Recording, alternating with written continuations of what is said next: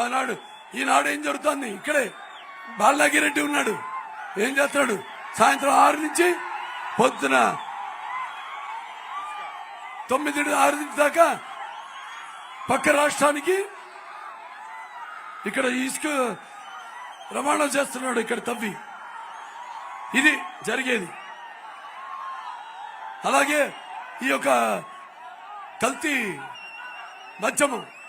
మద్యాన్ని జే బ్రాండ్ పేరుతో మరి లక్షల కోట్లు దోచుకుంటున్నాడు. అలాగే ఈ యొక్క ప్రభుత్వం తయారు చేసే ఈ కల్తీ మద్యాన్ని తాగించి మరి ఎన్నో లక్షల కోట్ల మంది ఆడపడుచుల తాలిబట్లు తెంచాం. వాళ్ళకి సమాధానం మళ్ళీ మళ్ళీ మళ్ళీ చెప్పడానికి సిద్ధమా? అలాగే ఇక్కడ ఈ ఎమ్మెల్యే బాలనాగిరెడ్డి ఏం చేస్తున్నాడు? ఇక్కడ ఉన్న బియ్యాన్ని, రేషన్ బియ్యాన్ని పక్క రాష్ట్రానికి తరలిస్తున్నాడు. అలాగే అక్కడున్న మద్యాన్ని తెచ్చి ఇక్కడ అమ్ముతున్నాడు.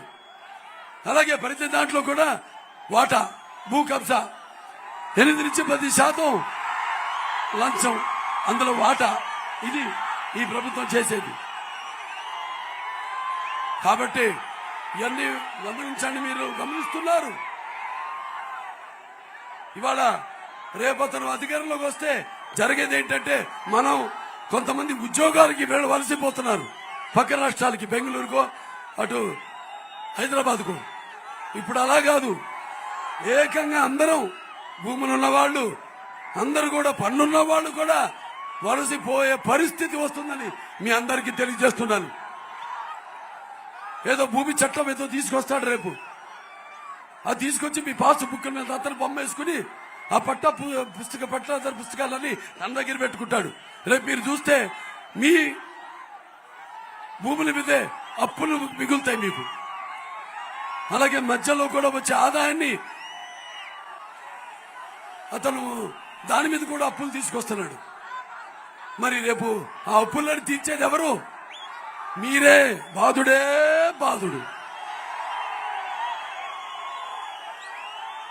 మొత్తం మీ పన్నులన్నీ పెంచేస్తాడు, ధరలన్నీ పెంచేస్తాడు.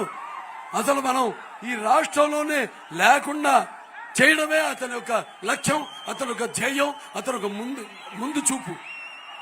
చంద్రబాబు నాయుడు గారు గమనించండి. అన్ని కూడా రేపు జరగనున్న ఎన్నికల్లో ఒకటే చెప్పాలి, జగన్ నీ ఆశాలు ఇంకా సాగవు. నీ పొగరు నడుము విరిచే రోజు వచ్చింది. అలాగే నీ అహం నరాలు తెగే సమయం వచ్చింది. నీ అణువణువులో ఉన్న ఏదైతే అహంకారం అంతమైపోయే ఈ యొక్క ఎన్నికల యుద్ధం మొదలైందని మీరంతా విజృంభించాలి. ఎవరైనా వస్తే మీ ముందుకి వాళ్ళ క్యాండిడేట్లు ఓట్ల కోసం తగిన శాస్తి వాళ్ళకి తగిన గుణపాఠం వాళ్ళకి చెప్పాలని మీ అందరికీ మనం చేసుకుంటాను. లేకపోతే ఎంత ధైర్యం, ఎంత విచ్చలవిడిగా ప్రజల మధ్య చిచ్చు పెట్టి ఇవాళ ఏం చేశాడు?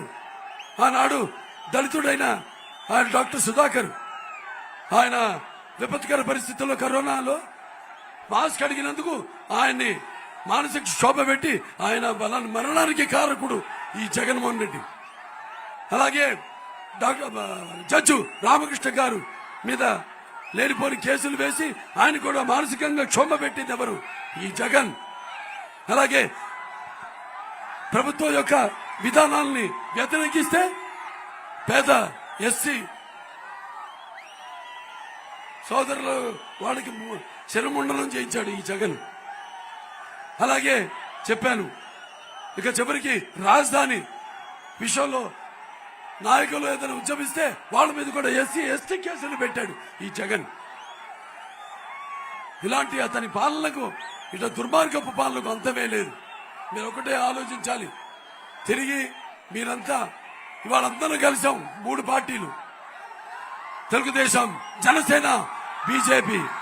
సోదరుడు పవన్ కళ్యాణ్ పవర్ స్టార్ 2014లో పెట్టారు పార్టీ. ఆయన ఎన్నో ఎదురు చూశాడు. ఆయన ఎన్నో కష్టాలని తట్టుకున్నాడు. ఆయన ఎన్నో చూశాడు జీవితంలో.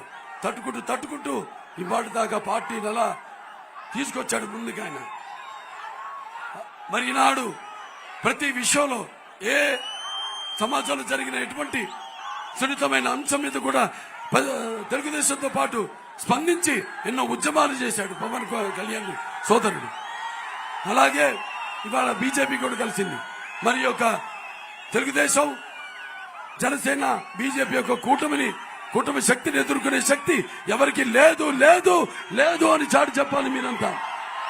అలాగే ఈ తెలుగుదేశం జనసేన బీజేపీ యొక్క కలయిక ఒక నిప్పుల ఉప్పెన. ఈ యొక్క కలయిక ఒక అగ్నిపర్వత విస్ఫోటన. అలాగే ఈ కలయిక ఒక పాశుపతాస్త్రం. రక్తానికి జాతి లేదు, మాంసానికి చర్మం లేదు.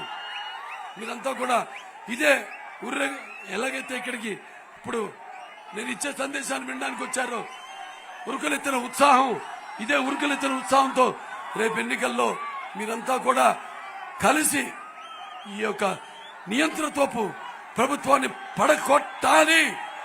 కొడతాం. కొడతారా?